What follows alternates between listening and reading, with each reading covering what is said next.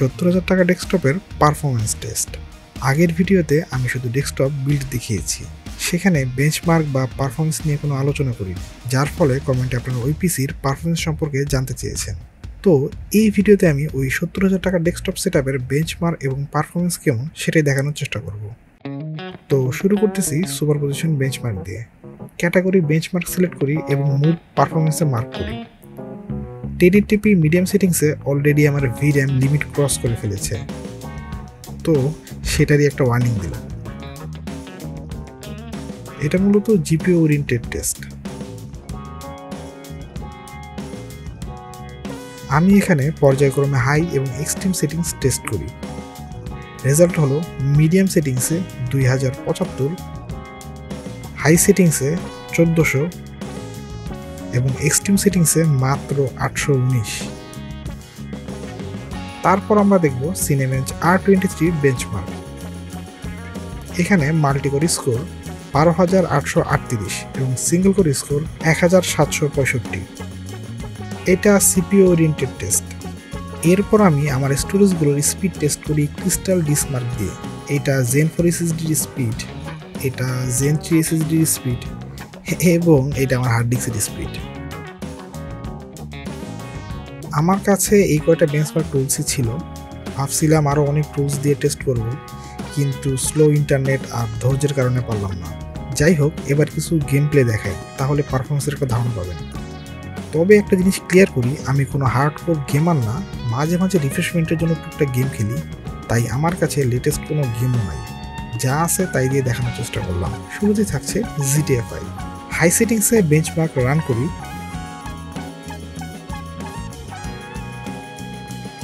FPS 45 থেকে 55 এর মধ্যেই। সেটিংস লো করলে অবশ্য FPS আরও বাড়বে, তবে এটাও প্লেয়েবল।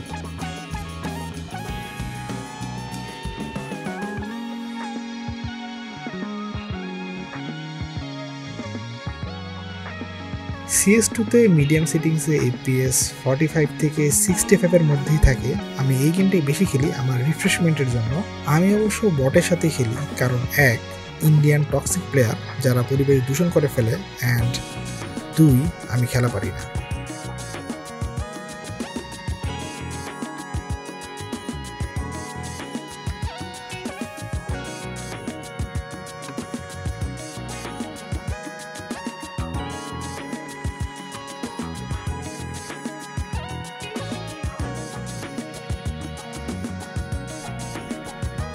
এইটা সেই পুরনো গেম ফার ক্রাই 3।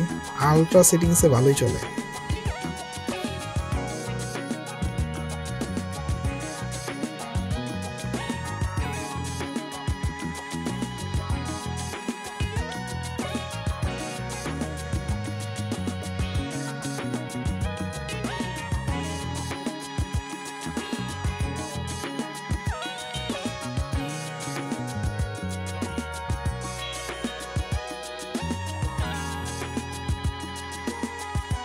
এইটা অ্যাসাসিন গ্রিড ব্ল্যাক ফ্ল্যাগ।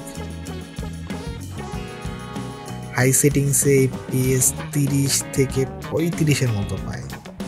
আমি এটা নর্মাল সেটিংসে খেলি, এটাও আমার প্রিয় একটা গেম।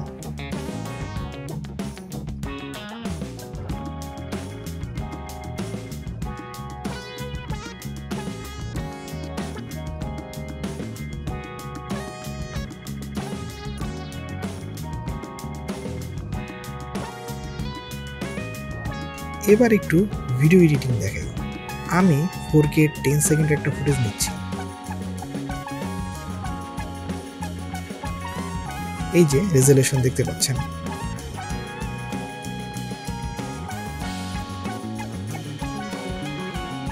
টাইমলাইন প্রিভিউ ফুল রেখে প্লেব্যাক করলে প্রচুর ফ্রেম ড্রপ হয়।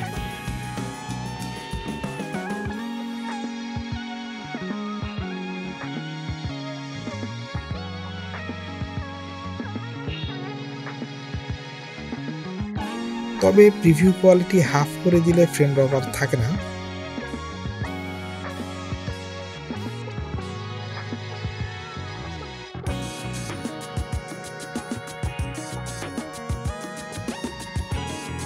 কিন্তু আমরা তো আর একটা লেয়ার একটা ফুটেজ নিয়ে কাজ করি না, যাই হোক, বিগিনার লেভেলের কাজে ধারণা দেওয়ার জন্য আমি একটা অ্যাডজাস্টমেন্ট লেয়ার নিয়ে একটু কালার টাচ করি।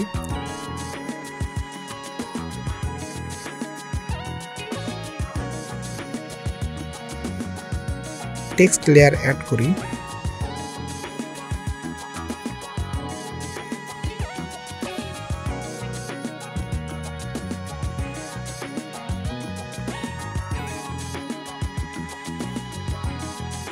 তো বুঝতেই পারছেন 4K তে কাজ করা মুশকিল, প্রক্সি দিয়ে অবশ্য কাজ চালানো যায়।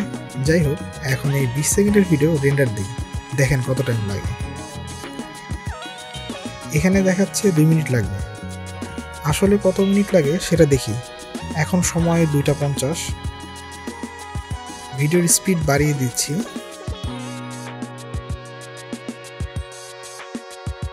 এখন সময় 2:52 এবং রেন্ডারও শেষ। তো এই হইল অবস্থা।